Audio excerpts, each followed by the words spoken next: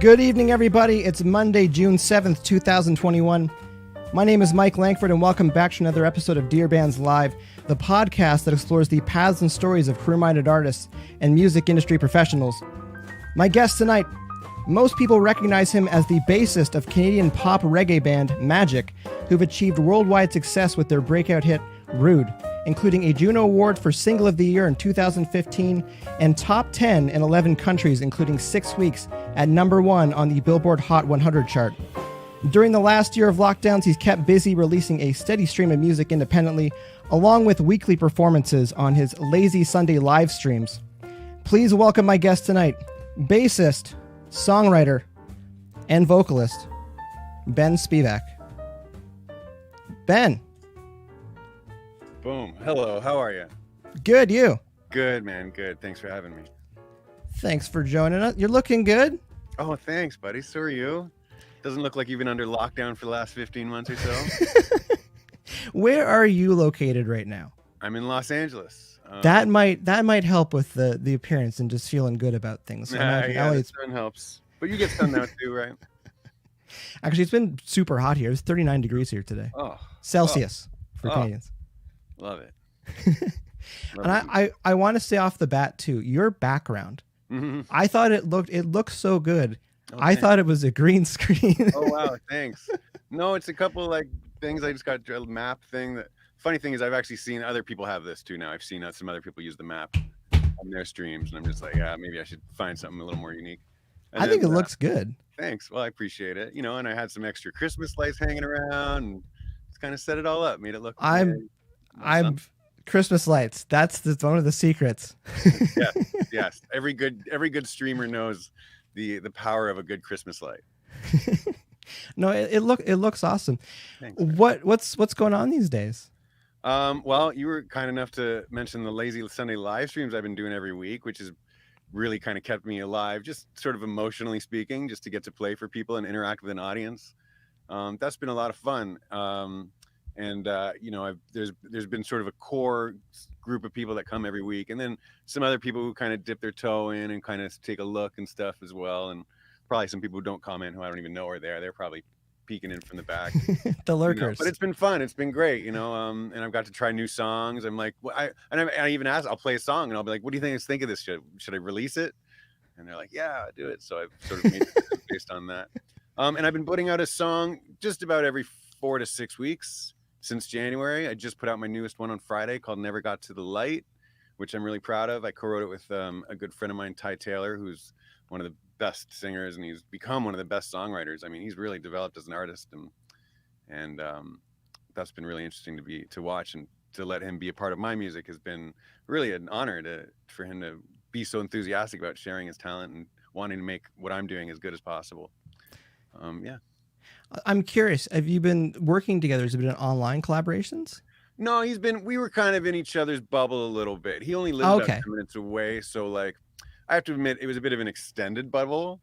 Might not have been the core. It was like, well, okay, every couple months, maybe we can kind of we'll hang out. There'll be a distance thing, but we'll kind of, but we managed to make it work. And now we're both vaccinated, and it's just like, now we hang out and see each other. And he's become one of my closest friends. I mean, I've known him for 15 years now, and we've both seen our careers kind of do all kinds of things, ups and downs, and our personal lives, ups and downs. And it's been great to be able to collaborate in this way. It's been great. You just made me think of something. The last year for so many musicians, writers, artists, do you think the last year had a big impact on some of your relationships with other people in the music industry? That's so interesting. I was talking about in the music industry specifically? Just in general, actually, because again, there's like some of our relationships have changed, like the dynamics have changed a lot the last year. I'm starting to gather from different people that they're like, I have a much clearer idea of who I want to spend my time with. That's been sort of a topic of conversation with people where it's like, I don't really need to put my energy towards that relationship. I'd rather put it towards this relationship or whatever. And that seems to be what's happening. People are focusing in on how they spend their energy and who they invest that in. And I think that's what's happening. Yeah, just because you're talking about that extended bubble with the writers and musicians, because and we talked about it very very briefly before we started getting going here, but the idea that a lot of musicians and artists were struggling, trying to find a new way forward especially when touring just stopped, Oof, you know. yeah. And the idea where like maybe you have some negative people, you know, in your circles, or you have some people that are just, you know, dragging their heels, and you have other people that are like, okay, you know what, this is the hand we're dealt right now. Like, how do we try to make some lemonade here? Right. You Right. know, and by the way, I have no problem with lemons. If life gave me lemons, I'd no, be like, thank you, life. Lemons great when you need lemons. Yeah. Just to clear that, just for the record. I hear what you're saying. Yeah. I mean, people, listen, everybody had different reactions to the whole situation. Some people thrived. Some people really struggled. Some people were had certain things that went well, certain things that didn't go well. And it was really interesting to see, you know, I mean, I got into a lot of kind of like, you know, a bit of the self-care stuff. I got really deep into like meditation and stuff, which I was already always into. But this time I actually had a streak going of about 215 days of meditating every day, which I felt good about. And so, you know, in that sense, yeah, it was just about, I think like we were just talking about, you know, who you want to spend your time with. It's also just how you want to spend your time and how you want to spend your energy and what's important to you. I think people were really able to sort of zone in on that and figure that out in a lot of ways. Just to kind of bring it full circle with your background, your set there and stuff like that. Mm-hmm. When I see that, I see someone who's not only trying, but like constantly wanting to see it evolve. Oh, you know, wow. As far as them as an artist and like where things are going. Cause you talked about it again before we went live, but it's like, you needed to pick up some other technical skills the last year. You are not kidding, man. And it's like, if you didn't, like if you fought back against it, I think it was a missed opportunity. And again, when I saw the Lazy Sunday live streams pop up and to see your set there and just how it was going, it's like, I know what it looks like when there's the little incremental, you know, increases, you know, little quality things that we're trying to do. Cause it never starts out perfect. Far from it. Even still, like even now I've been doing it a few months. I still have these weird, couple weeks ago, it was like there was an echo happening in the whole stream, and I was like, I don't know how to fix this. I remember that, and I remember thinking, it's like you're not gonna know until you're done. Yeah, and you're just gonna be like, why did this happen now? Totally. But that's the reality of like how we learn, because some of the stuff we learn on the fly, and even with musicians, it's like you can do everything you want in jam space. When you get on stage, it's different. Oh, yeah. That's true too. Yeah, that's true too. I mean, I even had the experience of playing at the Hotel Cafe, which is like this stunning, beautiful, amazing venue in Hollywood, and but with no audience, so they were just live streaming it. But even still, that was my first time on stage in a long time, and I had these new songs I'd never played live, and with this new band that we had put together, and so yeah, it was a whole new experience for sure, and it was different, and it was still even different than doing a live stream in here, which is just me by myself. It was still a whole different experience. How did it feel getting on stage and playing to not a crowded room like usual? Well, it's funny. Now I'm going to contradict what I just said, because there is a similarity. Something happened. I am a believer that you can feel people's energy through, you know, even if I'm in here by myself, knowing that people are watching, I can feel that. And sometimes it's a joke. Like I'll have songs where I'm like, all right, everybody sing along with me. And like, I don't know if they are, but I can kind of feel that they are. And I kind of felt that too at the Hotel Cafe gig. It was like, there's an energy that we're producing. And also they had the music pumping through the house speakers, which that's awesome. Like it was loud in there. And it was feel good. Yeah, it did feel good. So that helped. But also just knowing that people were out there and like, yeah, I felt it. I don't know if I'm faking that and just convincing myself, but that's how it felt to me. You know, it's like, I know they're out there, and even though I'm just looking at a camera, even right now, like I know you're there, right? No, and there's people watching, and there is, like, when you're live streaming, like when you're a streamer, it's like, you know, when there's a lot more eyeballs on you, when there's a lot more browsers or phones or whatever that are, it's one thing to see like, you know, 3 people. It's another thing to see like, you know, there's 2,500, 3,000 people that are watching, because it does change how things are a little bit. Another, not to go on about this forever, but another thing we talked about, it's like there's an intimacy of being able to chat with people all over the world when you're performing. Right. It's because you can't do that when you're on stage. Exactly. Even when it's just you even if you're just like, oh, I'm going to play a real intimate show, just me on my acoustic. It's not the same, because like I said to you earlier, there's a difference between a room full of people clapping at the end of a song and people commenting like, wow, I really like those lyrics. Oh, I like that song. Oh, I think your guitar's out of tune. Oh, you know, stuff like that. Like it's yeah, it's a different kind of interaction with the audience. It feels way more personal. And because it's been this a lot, like you see a lot of the sort of the same, I was gonna say the same faces, but you see a lot of the same names, a lot of the same usernames pop up every week. You know, you start to form relations with these people and you start to get to know them, and you know what music they like and what they don't like and how they kind of like the show to go, and what works for me. And so it's been this sort of ongoing, it's sort of collaborative in that sense with the whole thing too. No, there is something special about that. And again, you're saying, you know, even if it's a room of 100 people in it, you can't have 15 people having a conversation in that room, like really while you're performing. Meanwhile, in the chat, it can totally be happening. Or people, like, some people think it's lame, but it's like people will sing along with the lyrics in the chat. Right. And like, dude, and it's fun. It's a different experience. It's just when people are like, oh, I just want the live show. I want the concert. I want it loud. And it's like, it's a different thing. Yeah, it's a different thing. Well, hey, if you want it loud, just crank it up. You're the sound guy. That's true. You know, and that's, I kind of joke about that. Like some of my favorite bands, you know, like The Dead and like Fish, and some of these bands will, like, they've been streaming their concerts for a long time, for years now. And I've kind of become a fan of those because the sound is better, the eyesight's, you know, the eye lines are better, the sight lines, that's the word I'm looking for, is better. Yeah. You know, beer's cheaper. There's no lineups at the bathroom. You know what I mean? Like, there's something to it. It's kind of fun. Like, oh, I can just chill here and watch while my favorite band plays a show in New York or something, and I'm chilling. And like, there's, you know, so I don't mind it. So when lockdown happened and people started streaming, to me, I'd already been seeing a lot of that. And so it was sort of an evolution. And that's when I thought it was, well, it's probably my time to jump on now. But yeah, it's just been, but again, yeah, it's just a new way to interact with the audience, and it's even more personal, and it's an experience that probably wouldn't have taken off without you know, everything shutting down the way it did. Yeah, it got put in fast forward, got put in high gear, that we needed to figure this stuff out. And I agree with some of the some, not knocking front of house or people that do sound. Jeremy, I know you're in the chat right now. Just fantastic front of house. But like, some concerts don't sound super great, and some concerts online sound amazing. Yeah, sometimes it's very easy to make your sound on the internet sound horrible. And yes, yeah, I mean, it's nothing against them guys. Sometimes they're just up against a room that they're not going to win this battle, right? You just have those rooms that are all made of brick or something. You're like, oh, for crying out loud. Yeah, just some of it sounds pretty good, and also just how some of them are filmed too. Just like watching how some of them are made. Right. Yeah. Let's hop into it.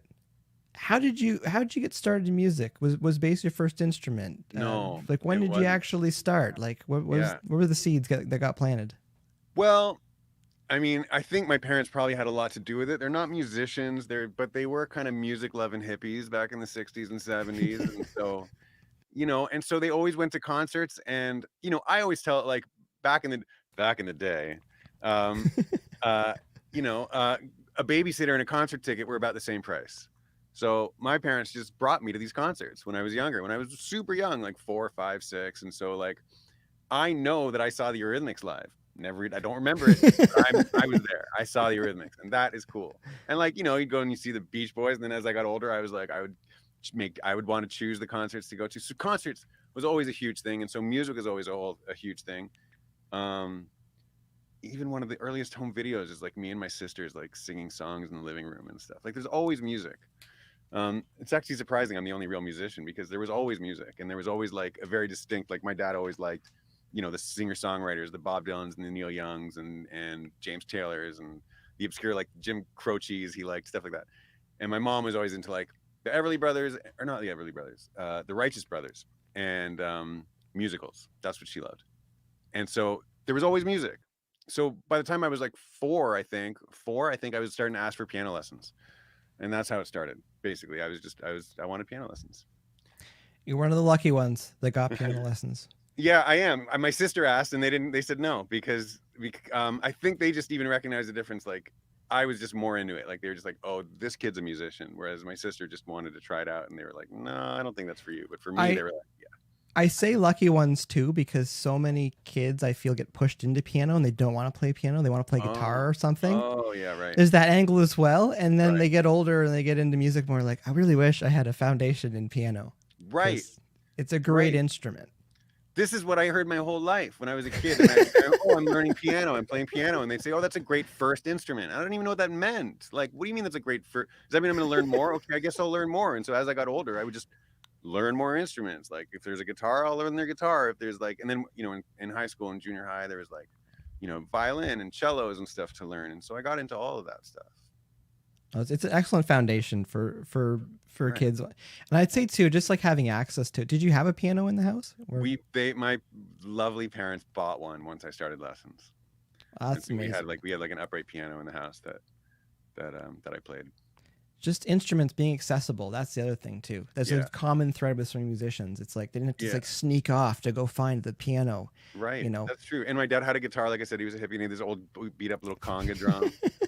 And so there was, like I said, there's just always music. Yeah, it was always available. My dad's had this record collection that like gems that you're just like, wow.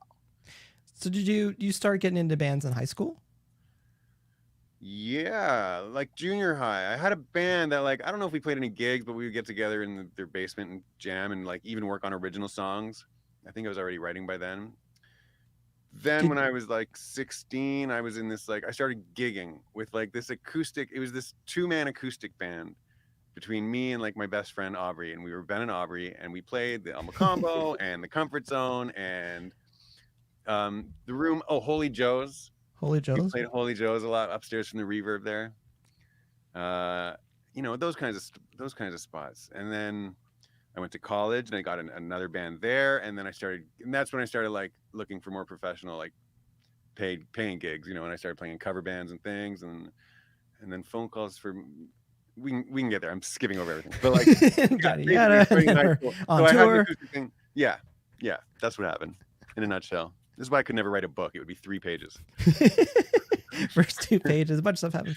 Yeah. Well, just going back to college, because like, I find there's musicians that want to play like for fun, but then there's this conversation that kind of happens, be it externally or kind of subtly, where like, do people actually want to do this for real? Mm. You know, so when you're in college and you're jamming with people and had bands, like, is that something that kind of came up? Like, do you want to actually do this, or is this a for fun thing now? Or no, the decision was in high school because I went to college. See, I didn't even say that. That's why I can't write a book. I went to college to study music. I went to Humber College of Music. So by the time I did that, the decision was already made. Like, I'm going down this path.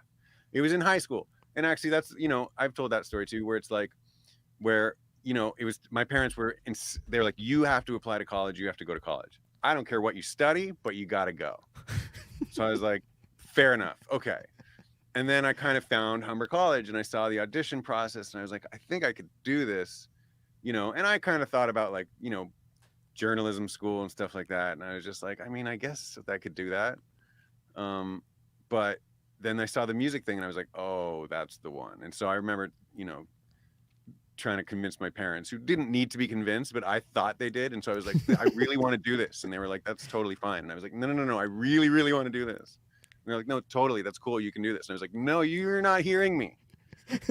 They're like, no, we totally hear you, and that's fine. And I'm like, oh, okay, cool. So that decision was made in high school, or was it made when you were choosing the courses for college?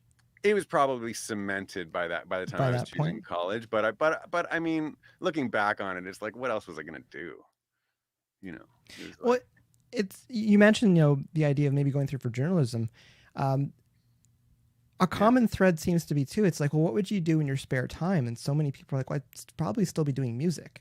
100%. So it's like, instead of doing music in your spare time, like, let's try to figure out a way to turn that music into food and rent. Well, exactly. And like I said, by the time I was 4, I'd already decided I wanted piano lessons. I'd asked for it and I'd gotten it. So by the time I'm 4 years old, there's music always in my life. So, there's nothing else that was more consistent throughout my life than music. There was always that. So I'm curious, you go from jam with people in high school, you show up at Humber for music. Mm-hmm. What is it like? What's the atmosphere and the environment with these other musicians around you now? The first day blew my mind. It was unbelievable. I'm surrounded by other musicians, other people like me. This is incredible. And everyone's all green and they're all excited to be there. And they're all like, look what I can play. Oh, look what I can play. Oh, how do you play that? Oh, I play like that. It was amazing. And like, I remember like ear training, the first class was like, and keep in mind, like, she was keeping things easy, right? As I learned throughout the year. But on the first day, it's like, clap this pattern back to me. And I'm like, I can do this. This is school. This is good. I'm going to win. Yeah. So, that first year, it was great. It was like so refreshing. I was like, I I wouldn't say I was depressed, but I didn't like high school, and so the idea of like focusing on this thing that I love and that means the world to me and means the world to all these other people, it was heaven. It was heaven. I'm trying to find a way to word this question because it'd be one of those things where like it can come out wrong. Music, a lot of creative, a lot of arts, you don't need to go to school for it. Mm-hmm. Do you feel there's something you got from formal education for music that you're just like that helped a lot?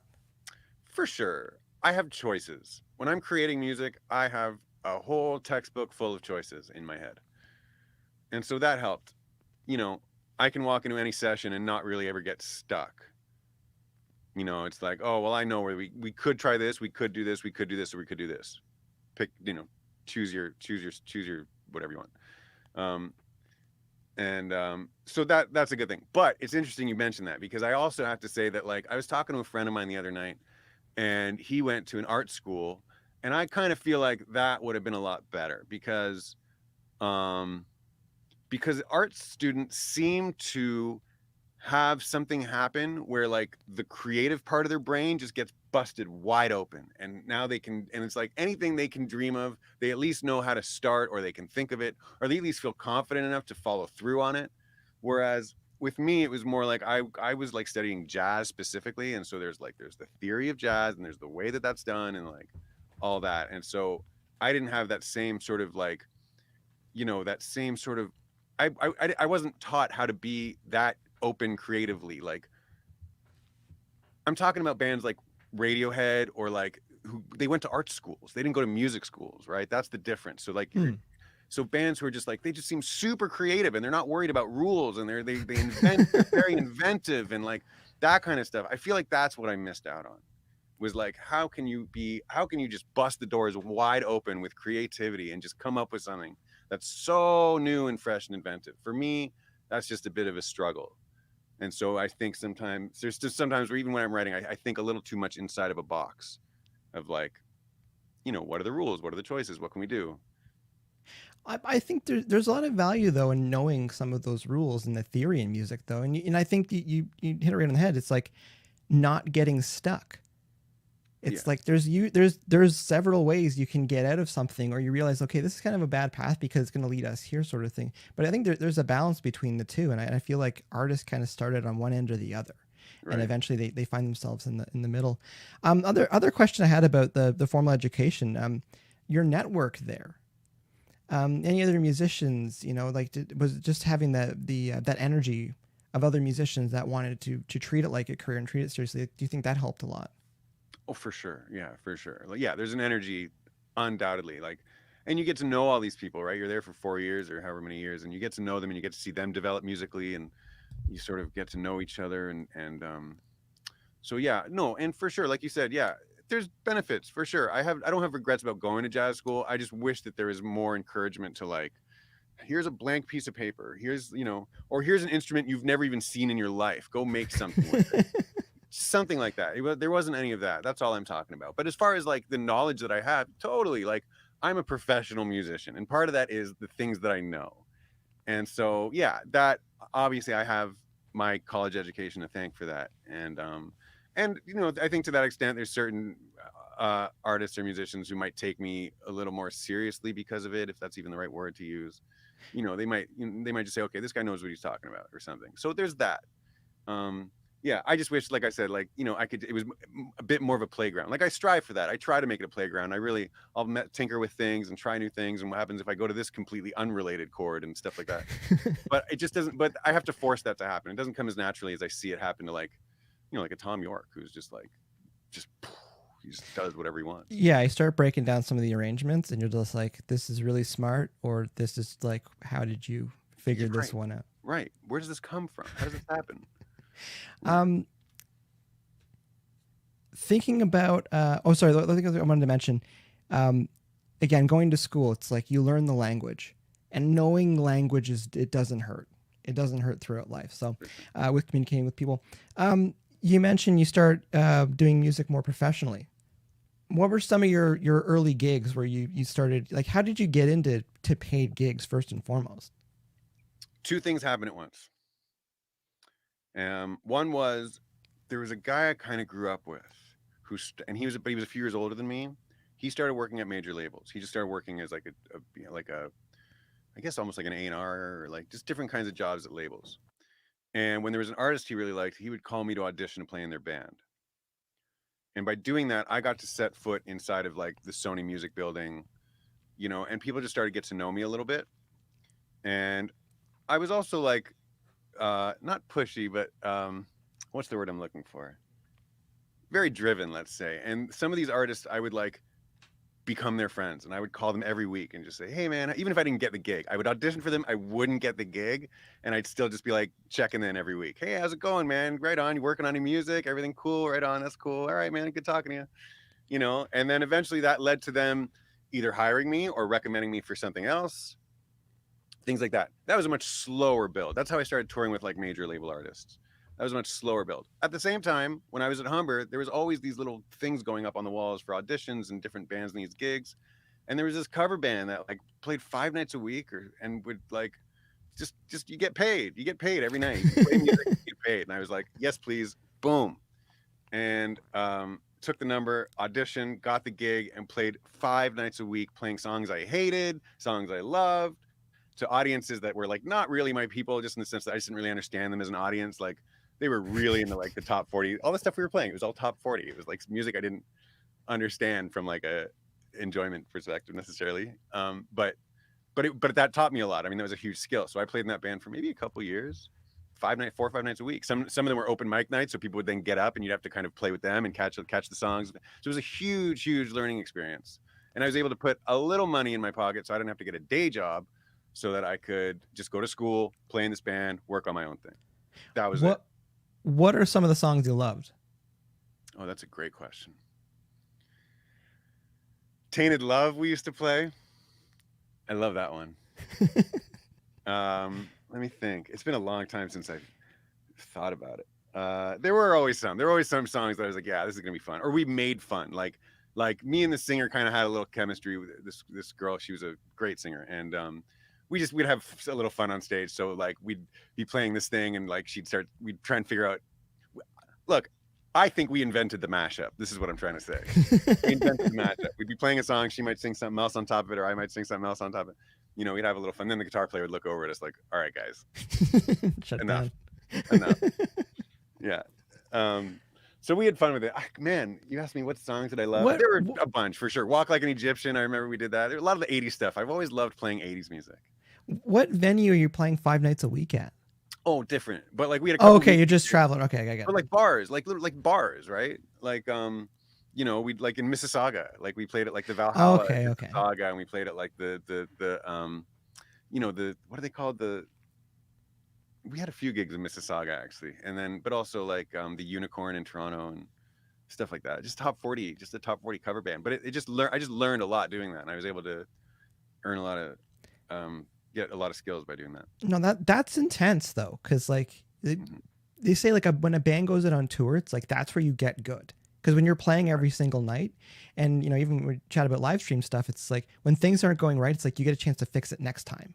Yeah, right. If it's when your next gig is 3 months away, you probably forgot things that didn't go well. But when you got to play the next night, it's like, okay, let's clean some of this stuff up or whatnot. But like you going to school during the day, and then like if I'm correct, it's like you're in school during the day and then you're playing like every night basically. So the amount of mileage you're getting just from experience and stuff, like you're way ahead of a lot of other musicians because you're staying on the stage that way. Right. And that was always important to me, was playing on stage. Because even when that band ended, I started playing with Julian Taylor and them, and we started playing for 4 or 5 nights a week sometimes, and like. Yeah, that was just a thing. And then if not, then I was on tour. Yeah, I mean, I don't know. Being on stage, it's like, it's the best, right? It's like, it is. It's pretty time good. Doing anything else. So we're getting paid for music now. You're just playing bass. Or you're playing bass and guitar or piano or anything else? It's mostly bass. Once in a while, they might ask me to play keys on something, but it's mostly bass. That's even still, yeah. Was there like a thought when you got paid playing music, where you're like, I get it now. I get how people can make this into a living? No. Or did it take a while? No, I still don't know how people do it for a living. I really don't. Like, it's just like, you just catch a break somewhere along the way, and then it's like, okay, now I can focus on stuff. Yeah, I couldn't tell you. I couldn't tell you. I'm always curious because it's just like there's a moment sometimes where you're just like, okay, no, things are coming together. Yeah, So you start. no, it is. I'll give you a better answer. That's sort of the better answer is like, it's not like one thing happened, I went, great, I'm locked in for the rest of my life.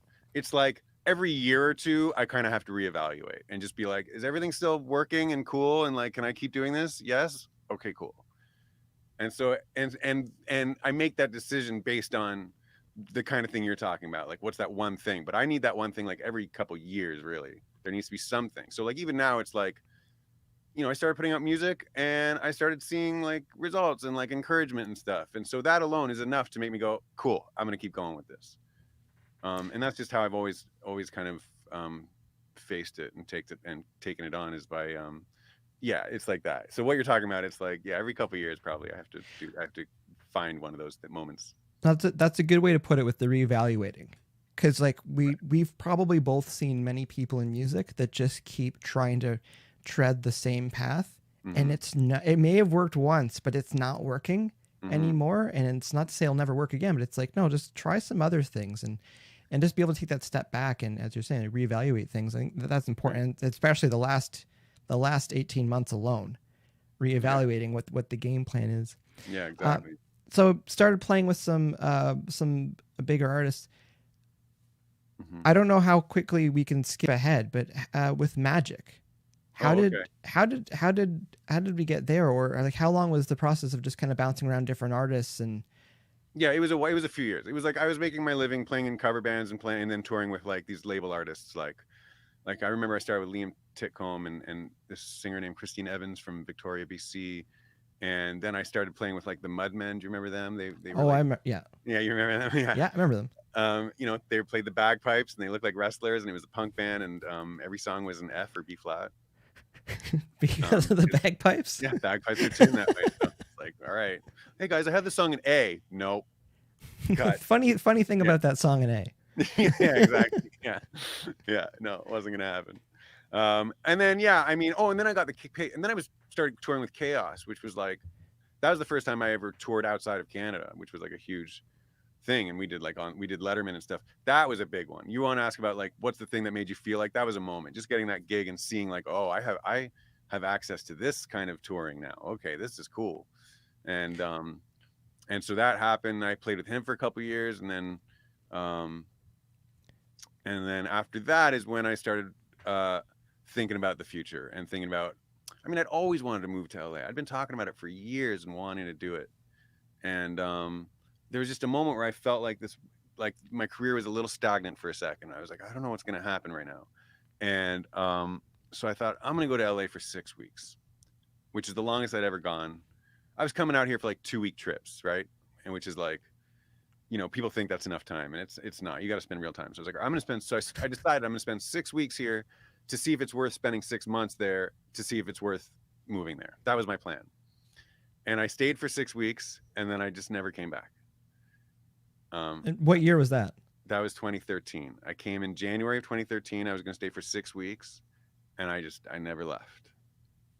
I just stayed so I came in January. By April, I had joined Magic. Yeah. Let's pause that there for a second. Okay. Because touring. Sure. Your first like tour, was it like a van tour, or did you? Oh, it was a bus tour. Straight to a bus. Mm-hmm. Yeah, it was a bus tour. It was with that girl Christine Evans I talked about, who was like at the time she was like a young singer-songwriter. I think she's like married now and stuff. It's just crazy to think about. But at the time she was like a young singer-songwriter, writing great songs and a great performer. And I think she had this idea or about putting together a package tour, and they got her, Cassie, what was her last name? Cassie from Degrassi Junior High. Cassie Steele, that was her name. Cassie Steele and Keisha Shante and Amanda Stott.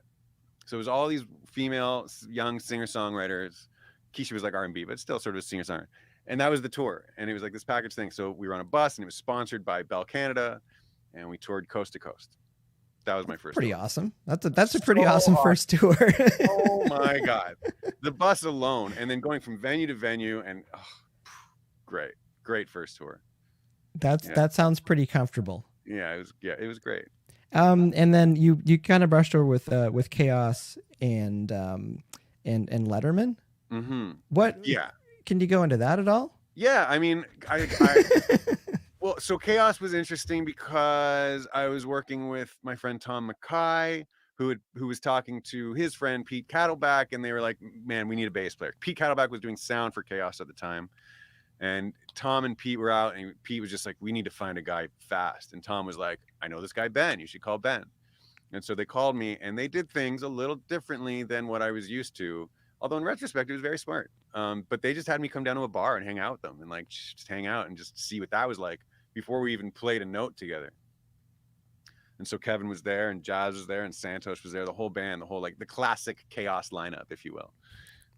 They were all there, and so we just hung out and talked, and it was chill, it was cool. And then we went on for the audition, and I just made sure I knew that stuff back and forth. And so when we went in and played, it was just like, boom, there it is, awesome, cool, either you want me or you don't. And they decided they did. And so we got our calendar of tours that was coming up. We were opening for this band called Gym Class Heroes on their US tour, and right there, third or fourth on the list, it says New York City, David Letterman on the list. And I went, and I'm not the kind of guy to get my hopes up, so I was like, are you kind of doing this thing by yourself? Is this like you're gonna do like an acoustic thing, right? And he's like, no, full band. And I went, amazing. And I'll never forget sitting there in the Ed Sullivan Theater and playing, and even looking out on the audience and seeing they were all backlit with light. So I'm just like, all I saw was like these blue heads. And then Letterman on the side, he takes his jacket off between segments, and he's over there and he's standing and he's watching, and I'm like, this is crazy. And yeah, I'll never forget it. When you're saying never forget it, because sometimes we have these moments where like they're just a blur. Like, do you actually remember, like, do you remember the performance, or did it just kind of like, it just happened and then it was done and you're just like, whoa. I have pictures of it in my head, and I've seen the video of it, but that doesn't count because the pictures because you were there are like, yeah, it's from my perspective. I see the audience here, I see Letterman over here, I see the band back here, and certain moments I flubbed a note, never forget that one. I just kind of like, it was almost, it came out like a ghost note. It doesn't sound like a wrong note. You wouldn't know if I didn't tell you, but it wasn't what I intended, let's just say. You know, just those little things. And then him walking over and shaking my hand, like just those moments you don't forget. And then afterwards I watched him shoot a couple promos when the audience left, and he was just like shooting some stuff. I kind of stood stage and watched that. It's my first talk show. I was like, I was going to take it all in. It's pretty awesome. Again, these experiences where like you think about it and then you actually are there. Yeah, unbelievable. The other thing I wanted to bring up, because you mentioned the idea of the audition process with Chaos. It's like to go down to hang out at a bar and just chat and hang out for a bit. Yeah. The value of chemistry. It's like it's some musicians. They don't realize how important that actually is. It's just like when things are good, everyone's best friends. When things are not so good, that's when you kind of know who people actually are. Right. And the idea of just like, I would hear that and go, you know what? They assume you can play. They assume that even if you're getting there, that you can play, but it's like, can you hang out? Because there's a lot of hours you're not actually playing any music. Right. When you're on tour and stuff. So like, can you hang out with people? Are you cool? You know, like, are you relaxed? Like, are you... Right. Yeah, I totally agree. And it's interesting because as you're saying that, I realized that while it wasn't quite as set, it wasn't like you're going to come and meet the band at this bar. That's what happened with Magic too. I was just hanging out with them for a bit before I was ever in the band. We were just hanging out and we got along, and they'd invite me over to things, and I'd check, you know, we'd laugh and shit. And so by the time it was like, let's try being a band, it was like we already got along. That was no problem. But I'd never quite thought of that before just now, that it was that same kind of thing where it was like, get to know each other first and then play the music. It's like dating. It's relationships. And again, exactly, it's just that chemistry, and you know, it's I don't want to say like it isn't valued enough, but it's often overlooked, I guess, with some bands. It's like, it's one thing to show up every week for, you know, a couple of rehearsals for a few hours, but it's like, oh, we're going to go on tour. I'm just like, hopefully you don't kill each other. Yeah. Listen, when you're on the bus with this guy and he wants the air conditioner off and you want it on, are you going to be able to resolve this without breaking each other's faces? Then no one gets air conditioning. No one gets anything. Right? No, nobody gets air conditioning. No one gets anything. No, it'd definitely be a thing. I think it's interesting you brought that up because again, like some people, they don't think about that, the chemistry side of things. Okay, we can unpause. So it's 2013. We're in LA. You were there for 6 weeks. Yeah. You're there for 6 months. Yeah. You've joined Magic. You've hung out enough with them. You've joined Magic. Were things kind of already moving forward with that group, or? So Nasri, the singer, had already had a bit of sort of a successful career as a songwriter. Mark and Alex were already successful touring. They'd been touring with George Nazuka and working with different artists and stuff. And I'd already been playing with Chaos and doing that kind of thing. And so we all kind of were established in our own way. Nasri definitely had a lot of really great connections. So if we were able to create good music, he would know who to send it to.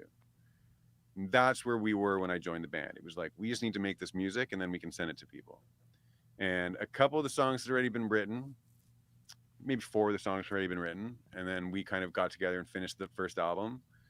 And then we started pitching it to people, and we'd go to labels and we'd play these songs acoustic for them, almost like another audition, and just like try to like sell them on the whole vibe we were trying to do with the whole reggae thing and like the sort of the modern day Police vibe that we were trying to sell. And it was a process. We kind of had to go through like almost a checklist of like everyone that we all kind of knew that was a connection that could help us in some way. And so we landed on this manager who Nasri had done some stuff with before, and he really liked it and he wanted to sign us. And part of the deal with him was that he was going to get us a deal with a major label. And so he did that. And I mean, the rest is kind of history after that. But that was the starting point. That was how it all happened. It happened quickly, but only because we'd spent years creating these relationships so that when the time came, we could call on them and maybe one would pan out. And that's pretty much what happened. So the record was done and then you shopped the record. Yeah. The record was pretty done. We definitely had maybe half the record was done by the time we started shopping. Because I think by the time we signed with that manager, I don't think it was quite finished yet at that point. And how long was that process? It's like well, 6 I mean, months, I joined year. the band in April of 2013, and they'd already had a few songs written. And by Christmas of 2013, Rude was already a hit in Australia. So like everything happened within that period of time. So when did Rude really come out? Rude was released in like November, maybe even October, November, December of 2013, somewhere in there. And did that just kind of get the attention of industry? That just people like, yeah, we're on this. Like so we got in the deal with the major label, which was Sony Music, and Sony is a big worldwide system, and they wanted to do everything at once. They wanted all the territories to come together and push Rude out at once, and they were going to do that in, I don't know, March or April or something like that. And what happened was the head of Sony Music Australia was like, why would I wait till April? This is a summer song. It's summer now. It makes no sense for me to put this song out in April. I'm going to put it out now. And so he just put it out, and it just shot to like number 2 or 3. It didn't quite hit number 1 until we actually went down there and promoted and did some stuff. But that was our first big trip, was down to Australia to promote Rude. And that's why it happened. So then it was like, all right, everyone kind of put it out, but it was a slow build. It was a slow build. Like I remember, so yeah, Australia was December 2013. February 2014, we sold out the Mod Club, and because Rude was out. So like, yeah, around that period of time, Rude was already starting to build. When you say slow build, like could everyone in the band feel it and go, this song? It was pretty electric. We knew where it was going. There was no doubts. I remember at one point conversations of like, yeah, and then by the end of July it'll be at number 1, and then, and you're just like, wait, what? Like, how can you just say that so blasé? But then I realized like, oh, that's kind of what they do. Okay, cool. So like, cool. I guess this song's gonna be number 1 in a few weeks or something. We'll see what happens. On that same tip, what's it feel like having a number 1 song? Like what? You don't know? It just. It's what does it feel like? I think it depends on who the kind of person you are. It can feel like you run the world. It can feel like global domination, and I'll often joke that Rude kind of dominated the world. but like there's people who like really believe like, well, that, you know, we're the best thing ever, you know. And then there's like me, like I said earlier, I don't really get my hopes up. Like I recognize that this is like a moment, and like moments are fleeting, and if we can capitalize in this moment, that would be great. And if not, it's still a moment that can never be replaced. You know, that's always my approach to things, is just like, oh, that's cool, you know, like a little bit waiting for the for the rug to be pulled out from under me, you know, like at any given moment. Well, I think what I was going with that it's just like there's some people who don't notice it in the moment because things are just happening really fast. Yeah. And they're grateful for what's going on, but it's just like they don't see, they didn't feel it when it was coming up, and it's like they didn't feel it when it was coming down, because there's always an arc. There's always how it happens, and it's just like, did you know, did the band feel at that moment like, no, this song is huge right now? Yeah, we felt it because we were going all over the world. Like we were on a plane every day. So in that sense, and not only on a plane every day, but getting recognized at airports and getting recognized at grocery stores and things. So like we knew, again, it's just a matter of like who you are though. Like if you have all these people coming to you and saying, "Oh my God, I love you, you're amazing," you can start to think that you're God's gift, right? But like, I'm just not that guy. I'm not. Like people come to me and I'm like you said, like, yeah, I'm really appreciative, but I recognize the moment. Like I'm able to take it in. Yeah, I'm able to take it in and say like, this is incredible. This is crazy. The only thing I look back and go, I wish, is that I think you have to make a lot of decisions very quickly, and you're going to make some wrong decisions. And so there's some decisions I wish that kind of went a different way, or some conversations that I wish I'd kind of, you know, that just went a different way or something, because just as far as like how, you know, what is the next step after something that big? What do you do after that? That was always kind of a bit of a struggle, I think, to figure out. And so looking back, it's like, I see now, we could have done this and or that, or, you know, something like that. But you can't, you learn. They're all learning experiences. So I'm thankful for that. Yeah, I don't think anyone can beat themselves up for that kind of stuff. Because again, you're saying it's like you got to make quick decisions. Yeah. You know, you trust the people around you, and it's like there's so many different paths and so many different forks in the road for certain things. It's like that choose your own adventure book, where it's like, okay, here's the 3 options. They're all going to lead to 3 different places when it gets down to it. This is not a funny question. This is a serious question for musicians out there. And I'm going somewhere with this. How many times do you think you have played the song Rude? Like realistically? I've been asked that before. I don't know, but you have to think about sound checks. You have to think about rehearsals. You have to think about all the radio promo that we did, and they all wanted to hear Rude, you know, play acoustic. Can you play Rude? The one time when we flew to India and we played Rude twice during the show because people wanted it so badly. So like, I have no idea. Are we talking 50,000? No, I don't think so. 25,000. 10,000. 10,000. I can't imagine we played at 10,000. But like, maybe like, because the song came out in 2013, so like we rehearsed it a lot, and we also recorded about 20 different versions of it. And it's a really hard question. No, 10,000 seems very high. I think it's probably less than 10,000. We could probably do the math after the show, just out of curiosity. But I asked that question because like, I hear some musicians sometimes who are like, oh, I'm bored of playing that song. And I've heard other people clap back at them and just like, if it's a hit, you're going to hate your life if you have to keep playing the same song over and over again. But the thing is, like, you're not playing it for you at that point. It's like, and you're saying that show in India, it's like, you're playing it twice because that's what the fans wanted. Right. If they wanted you to play 5 times, then you know what? That's what today is. Like, you know, it's just, I think there's a little bit of selfishness to some musicians who are like, oh, I don't want to play that song. I'm bored of it. It's like, well, it's not for, you're an entertainer. Right. Exactly. You know? And that's even a conversation that you kind of have to, even in the band, you kind of have to remind people of sometimes, where it's like, you know, oh, I don't want to take that gig because I just don't want to play Rude again. It's like, that's the dumbest thing I ever heard in my life. You know, it's like, let's go play. This is why we exist. So let's enjoy that and give the people what they want. And then, like, you know, we're in a band. Like, stop. It's the best job in the world. There's nothing to complain about. Take the gig. You're talking about 3.5 minutes out of the entire 90-minute performance, you know, and, you know, I think I do feel like I'm a little bit of an outsider. Like, I just don't take it that seriously. I don't.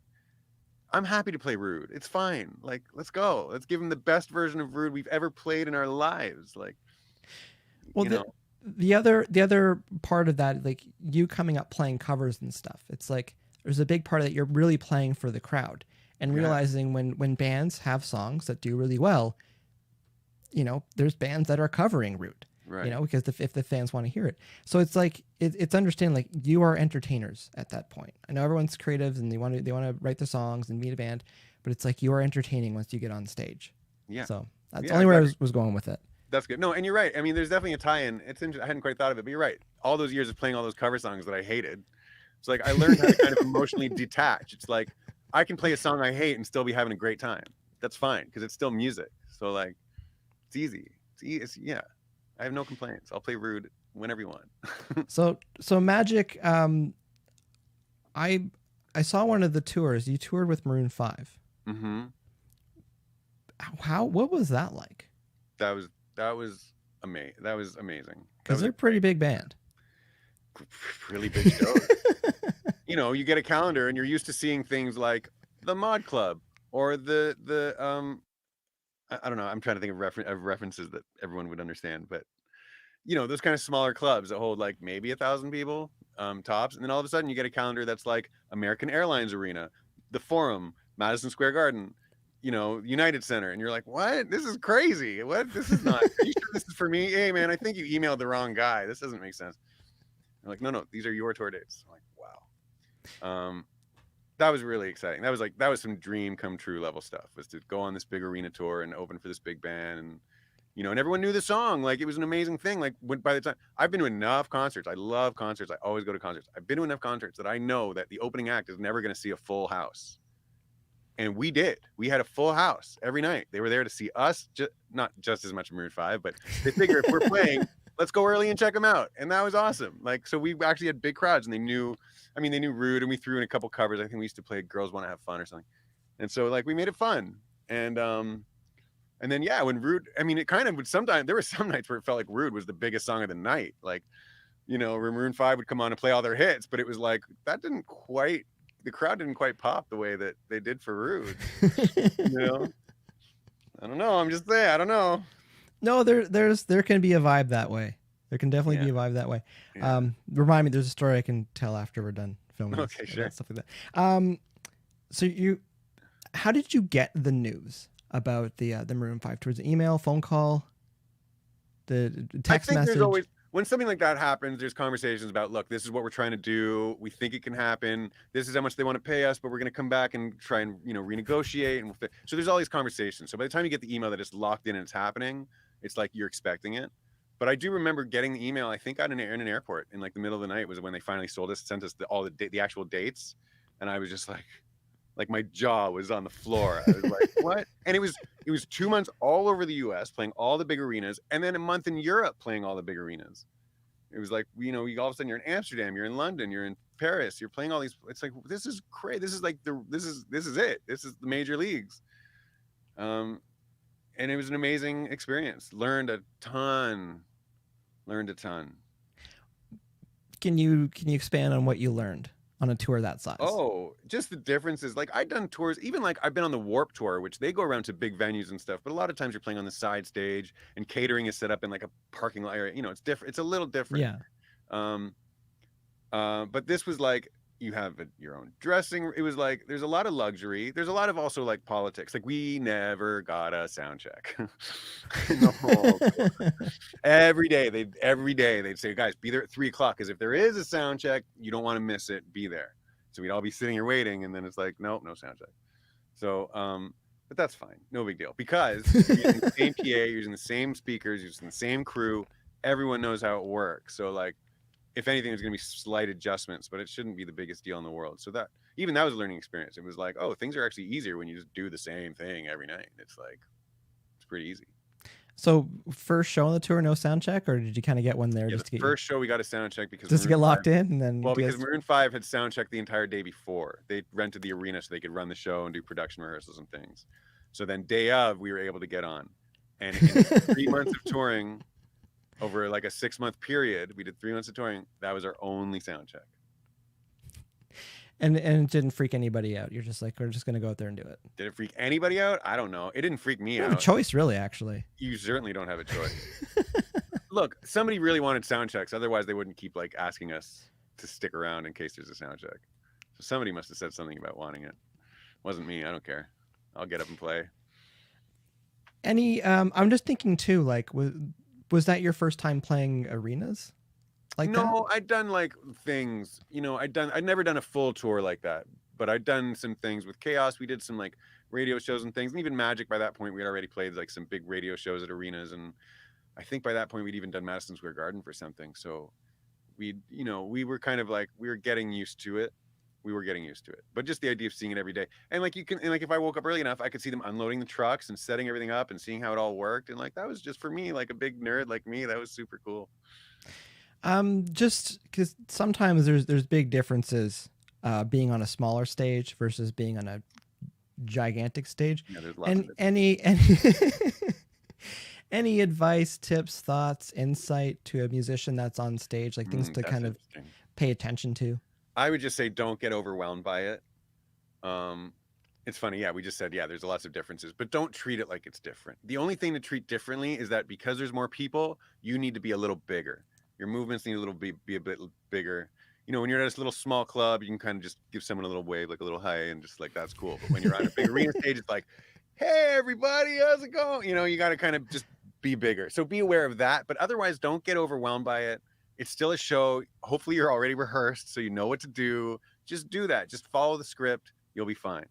Once you get comfortable, you can start like messing around and like trying different things. And that was always fun too, to like, you'd kind of run over to the other side of the stage and surprise the guitar player for a second, and, that kind of stuff. But like for the first few shows, it was a lot of like just figuring it out. Cause I think the main difference is that you do have all this space and you should make use of it. Like, don't just stand there and play. Like, go over here for a little, go over here. It helps refresh the picture, as opposed to like, you're not used to that coming from small stages because you're usually so like crammed in like this that there's nowhere to go. So but that's really it. Don't get overwhelmed. It's very easy to just kind of get up there and go, oh my God, and freeze. Don't do that. Just relax. It's just you and your instrument. It's like a high wire act, right? It's like, it doesn't matter if they're a foot off the ground or 1,000 feet off the ground, because it's the same thing. You're on the wire. You're not. Exactly. Yeah, exactly. Yeah. Other questions, a technical thing too. Sure. Are you on in-ears or are you using monitors? Or with Magic we use in-ears, yeah. Okay. And I'm only asking that because there's some musicians out there that fight against in-ears. I hate them. And when things get larger, like actual monitors might not help you on giant stages, because you really need to be there. Yeah, it depends. I mean, if you have a great crew in production and you're able to rehearse and you're able to get everything dialed in just right, then wedges can be perfect. But ears have to be perfect, or else they suck. If the ear mix that's true, actually. Yeah, if the ear mix is weird or something, it's like, oh, what's going on? We've been really lucky. We've had amazing monitor engineers tour with us, and so like, it's so pristine. You're in a studio. It's like amazing when you're playing up there. But I've had experiences where we had to fly in a guy who didn't know us, and even if they are a great monitor engineer, they just don't know us and our preferences. So they're like on the fly, and it's just like, oh, I don't know what's happening. So that's tricky. I'm an old school guy. Like, I really prefer not to be on ears. I prefer to be on wedges, especially with like my solo band is like, they're complete opposites between Magic and my solo band in a lot of ways, because Magic is very pop oriented and the show is very sort of structured and like, this is how the song goes, this is what we're going to play, this is how it goes. Whereas my band is super spontaneous and like jammy, for lack of a better word. Like, we just get up and kind of jam. Like, so we don't, the reason that's relevant to your question, of course, is that with ears, you can have some little trickery going on in there, right? You can like, because like with Magic, like we have a little backing track thing going on. We have some keyboard, we have some sonic elements going on, and you have a little click in your ear so that it can all tie together and you're all playing on the grid. So I love both sides. Whereas with my band, there's no click, there's no grid, there's not even endings to these songs. There's no script. Like, we get up and we're like, hey, let's see what happens. Here's a rough set list. Maybe I'll call out a different tune or not. I don't know. So it's both sides. So you need the ear. With Magic, we have the ears. I mean, because of what you're saying, because wedges can be a nightmare on the bigger gigs for sure. But also it's just so we can kind of pull some trickery, so we can live up to our name, so to speak. And then with the solo thing, it's just kind of like, let's go. No, who needs ears? Get those ears out of my ears. It is interesting between the two. I've seen a couple, not say train wrecks, but I've seen some deer in headlights on stage when someone realizes that they really can't hear what they thought they could hear on a wedge on a giant stage.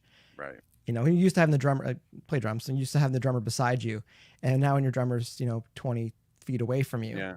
and there's a delay too. That's another thing too. Yeah, Just like the actual physics of sound. It's like Yeah.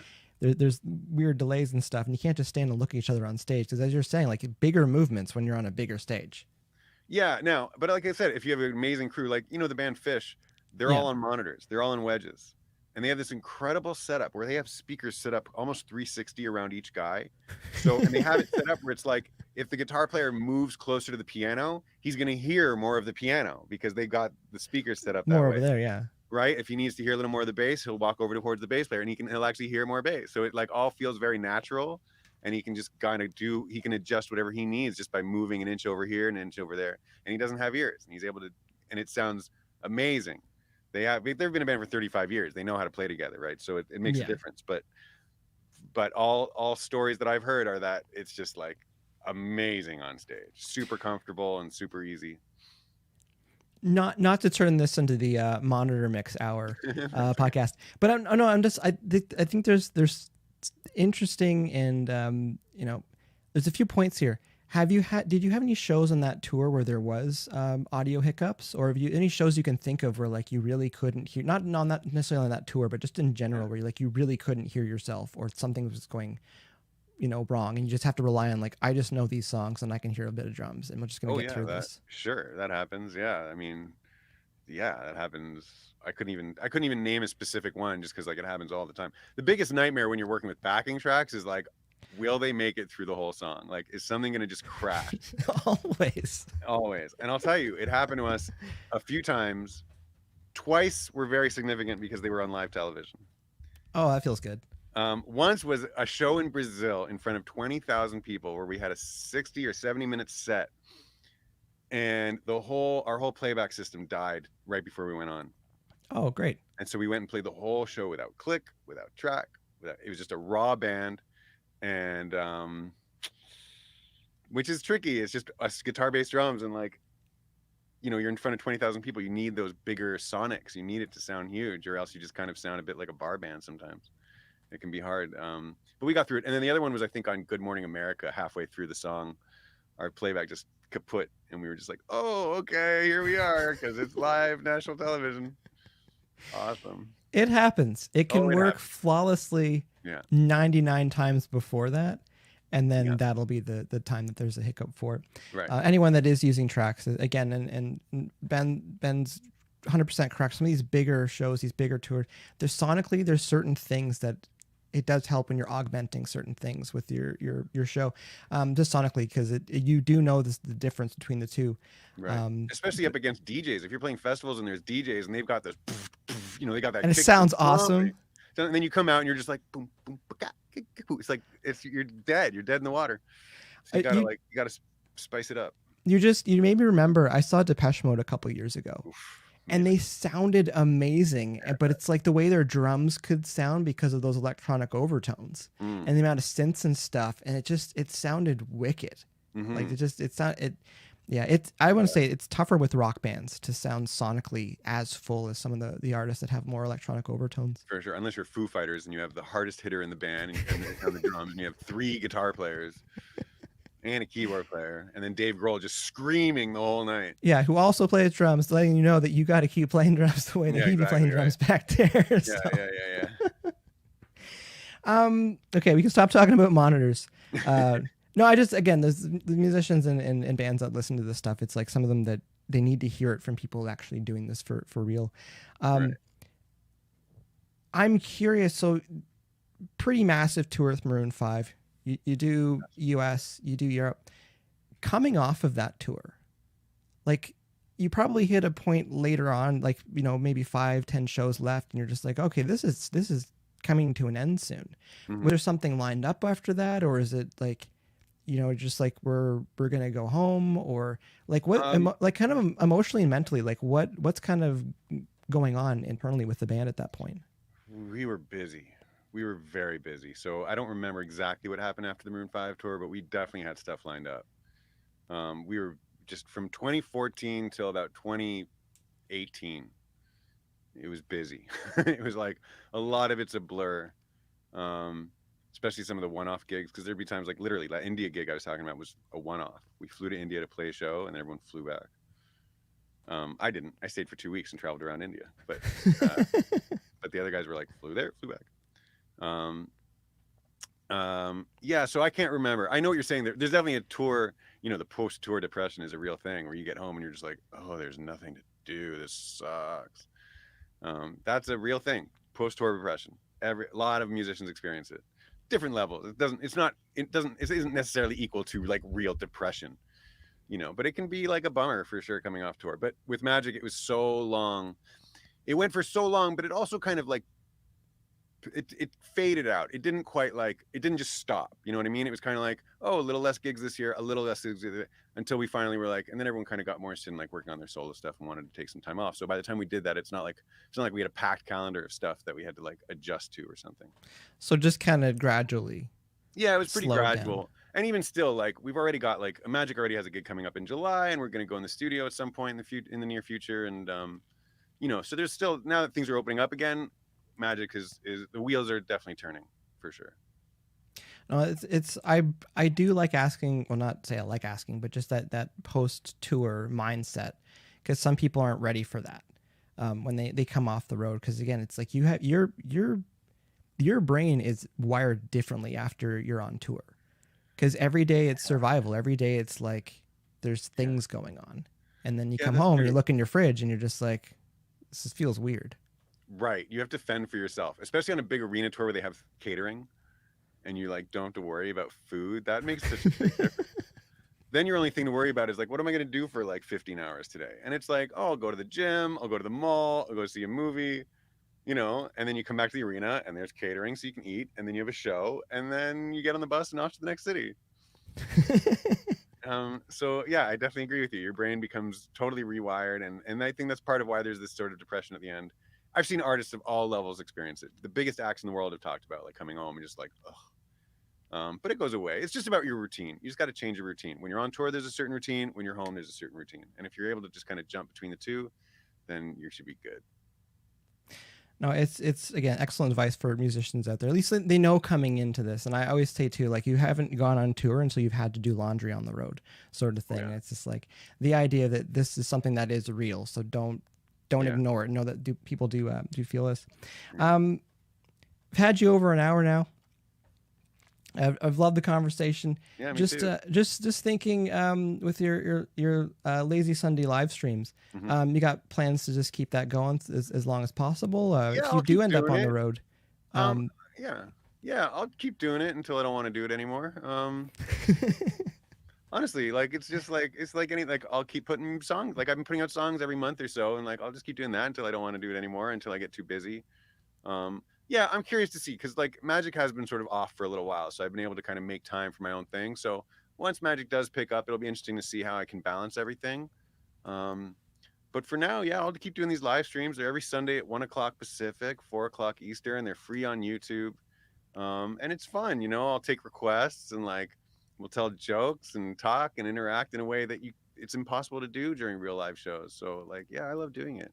And I love putting out these songs too. Like I said, the song I just put out on Friday, I'm really proud of. And I've already got July's song lined up, and I've got August's song almost lined up. And then I got to get writing after that. I was looking at my notes. I got 2 more questions. Sure, anything. I wanted. We had our Juno Awards last weekend. Yeah. You won Song of the Year 2015. And anything about that? Anything about that experience? It was really nice. It was right in the middle of that Maroon 5 tour. I remember we played in Louisville, Kentucky, opening for Maroon 5, and then we had to leave there, fly on a private plane, which was like this tiny little suicide machine. This was not luxury by any means. We were all packed in there like sardines, but sure, but nonetheless, it was a private plane. We flew straight to the Hamilton Airport, Lexington, Kentucky, to Hamilton, Ontario, and went to Cops Coliseum, I think that night, and ran soundcheck. And then the next got a day, sound check. Yeah, we got a sound check that day. Yeah. Yeah, it's amazing what happens when you're up for 5 awards. Suddenly you get a sound check. But sound check for the awards show, not for the Maroon 5 show. So, but we played the Junos. All our families were there. It was really amazing. I found out after that my ex-girlfriend was there, which I was like, especially like, yeah, you saw that. that kind of made me feel good. You know, just. But it was real life. Yeah, and actually my current girlfriend at the time, who was in Los Angeles, she'd flown out for it, and so that was really nice to share that with her. And my parents were there, and everyone's families were there, and we won 2 awards that night. And then the very next night was the Toronto show for the Maroon 5 tour. So like, we win the Junos, and the next night we're in our hometown, Air Canada Centre, opening for Maroon 5. The crowd is Canadian; they know us, they love us. We got to say, "Hey, everybody, we won 2 Junos." They went crazy. So that weekend was like that was huge. I loved it, and I remember it. And my mom has one of my Junos. That's awesome. It's amazing. And yeah, they're heavy. Yes, it is heavy. It is. They are a weighty award. Yeah, and I have the one that's like, they have the old one that was like the thing with like the thing spiraling around. Spirally thing, yeah. Now it's like more of a just a chunk of like whatever you call it, like glass, or I don't know what it's described, but it's heavy. Yeah, it's heavy. Yeah. No, that's the story about needing to take the private jet. Yeah, or right, private plane, you know. When they told us about it, we were like yo, let's go. And then we get on and we're like, there's barely room for any of us. This is crazy. How many parachutes are in here? Yeah, exactly. Probably not enough. Well, there would be more if there was room. Yeah, everyone just has to wear theirs. Yeah. 2 people have to share. Yeah. How do you do the parachute? Oh, it's a buddy system. Oh, great. Yeah. You're sharing. Great. No, I just, again, there's usually the story, and there's usually little asterisks, and then the rest of the story around it.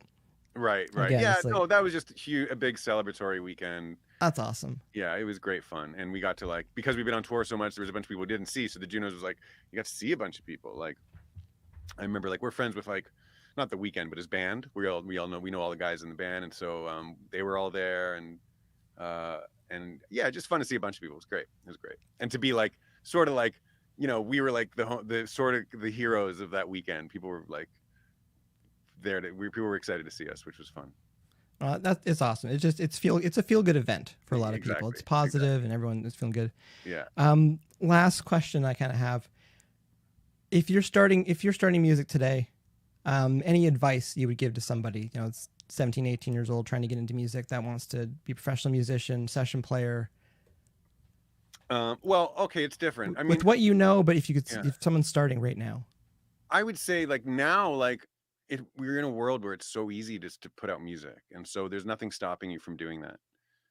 So do that. Like, when I was coming up, putting out music, it was like, you have to figure out a way to get your music, get your CD into HMV or into Sam the Record Man, and that's a process. But now it's like, you can get your music up on Spotify very easily, and the whole world has access to it. So use it, put out music. That's what I've been doing. That's why I kind of looked around and was like, there's nothing stopping me from putting out music right now. And so I just started doing it. And I think that's what everyone should be doing who wants to pursue music. Just put it out, keep getting better at it. Keep writing more songs, keep working on improving and evolving as an artist. And like, what else can you do? Like, other than that, that's the best thing to do, I think, with the tools that we have now. It's like, you can have a completely self-sufficient studio. You can be Billie Eilish and make a whole record in your bedroom and put it out, and things can happen. So I say, do it. Just why not? Don't be afraid to just put stuff out. You're right. Yeah. There's a lot less gatekeepers right now as far as someone starting out, you know, and when I hear, I'm sure you hear it too, when people say, oh, I can't. It's like, right. Well, I think it's that you don't. You actually don't want to do this. So right. Yeah. There's nothing stopping you now. And especially, it's like, even like live, it was like, well, I'm dying to play live shows. All right, well, I'll set up live streams in my little studio here, and I'll buy a camera, and I'll figure out how to make it work and make it look good. And like, because that's what I want to do, is just play. So if this is the way to do it, then do it. And then I can just put it out there in the world. Like, I was able to do it without a venue. Not nearly as fun, of course, but yeah. Oh, I should mention that I actually have a gig with my band coming up, by the way, in front of an audience. In front of an audience here in LA at Hotel Cafe. But I'm telling everyone because you can stream it also. You'll be able to stream it if you want for like a $5 ticket price or something. Awesome. So I just thought I'd mention that because I'm pretty stoked. It'll be my band's first show in front of a crowd since forever. I think that's a good place to segue and to wrap this up. Yeah. Anything else you want to add on top of the show coming up soon, or is new? Not really. I mean, music? It's been great talking. It's been great to kind of reminisce and remember all this stuff. I would just say, like, if anyone's out there and is interested in supporting, like, follows are really helpful. Follow on Instagram or Facebook and Spotify and YouTube. All the follows are really actually very helpful and meaningful. So that's the best way to support any artist that you love, big or small. So just, you can follow me on all the regular spots. Instagram's updated pretty regularly. Spotify I've been making use of. So just follow along and enjoy the ride, because I got a lot more music to put out and more live streams, and it's been a fun journey, and it's been cool to do this journey with people who have been along the ride with me, including some people I see here in the chat room. As far as your Instagram handles, is it just your name? Yeah, just at Ben Spivak, just like it's written right down there. Right there. Excellent. Yeah. I'll put that in the details below if you're watching this. The YouTube, replay. I think, is Ben Spivak Music, and then Facebook you can just search me. But yeah, Instagram and Twitter, and it's all just Ben Spivak. I'll put those in the details below. Sweet. On YouTube Appreciate it. for everybody. Just want to say thanks again to everybody who took part in the chat. We'll be going through after any of the questions we did not get to. We'll be replying to those. I really enjoyed this. Yeah, me too. I think this has been long overdue to hear your story and the arc with things, because again, a massive tune, and there's probably things, if you were to tell your 16-year-old self, like, this is going to be happening, and you're just saying before, you're like, I'll believe it when it's happening. So I can only imagine what it feels like when it's actually going on. Right. All right. Once again, my name is Mike Langford. This has been Dear Bands Live. Thanks again to our guest tonight, Ben Spivak. That's our time for tonight. Thanks for watching, everybody. Talk to you later.